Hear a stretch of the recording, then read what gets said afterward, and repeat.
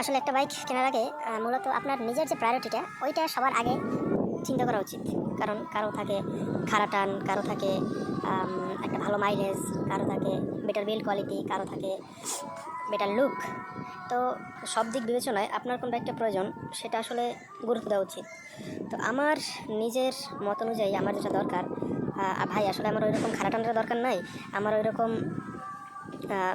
ভালো গতিরও দরকার নাই সেদিক থেকে। আর করে হচ্ছে ইয়ামাহার যে আফটার সেল সার্ভিস ওইটা হচ্ছে গিয়ে আমার দেখা বেস্ট সার্ভিস। কারণ দেখেন বাংলাদেশের প্রতিটি জেলায় ইয়ামাহার সার্ভিস সেন্টার আছে এবং এফজেডএস ভার্সন 2 এটা খুবই চিপ, খুবই কম টাকার ভিতর আপনার সার্ভিস এবং আপনার ইঞ্জিন অয়েল চেঞ্জ বা আপনার এক্সেট্রা আপনার যা যা বলেন সব কিছুর তুলনামূলক এই সেগমেন্টের অন্যান্য বাইকের থেকে কম, যার কারণে আমার বেস্ট চয়েস হচ্ছে গিয়ে এফজেডএস ভার্সন 2।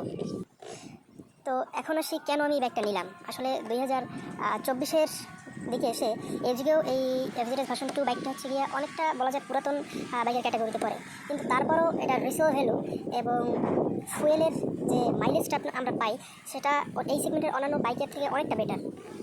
তো আসি রিসেল ভ্যালুর কথায়। আসলে এই সেগমেন্টের অন্যান্য যে বাইকগুলো আছে আমরা দেখি সেগুলো আমরা যদি সেল করে অন্যান্য বাইক মানে আপগ্রেড করি বা অন্যান্য বাইক কিনতে চাই তখন আসলে ভ্যালুটা ওইরকম আসে না, কিন্তু এফজেডএস ভার্সন 2 এই বাইকটার রিসেল ভ্যালু মার্কেটের ভিতর বেস্ট।